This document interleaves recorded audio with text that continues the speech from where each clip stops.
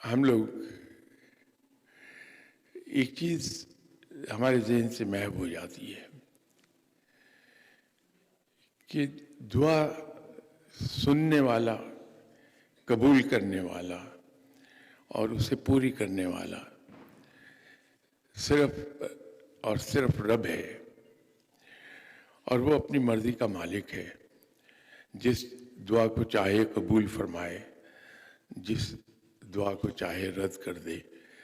اسے نہ تو کوئی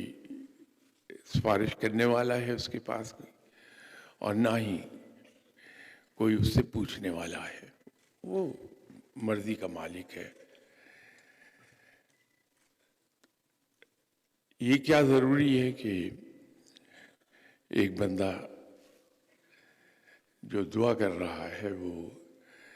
جو گریٹر اسکیم آف تھنگز ہے رب تعالیٰ کی نیچر کی، اس میں کہیں فٹ ہو رہی ہو، یا جو دعا کر رہا ہے وہ اس کے یا جس کے لیے دعا کی گئی ہے اس کے حق میں وہ بہتر ہو۔ رب تو بڑا مہربان ہے جو ہماری ان دعاؤں کو جو یا تو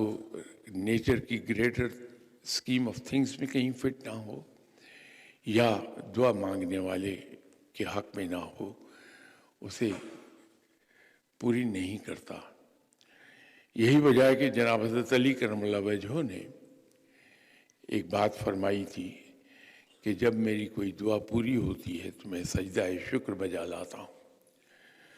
اور جب کوئی دعا میری رد ہو جاتی ہے، پوری نہیں ہوتی،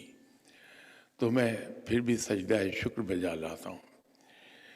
اب دعا کے پورے ہو جانے پر سجدہ شکر بجا لانا تو سمجھ میں آتا ہے،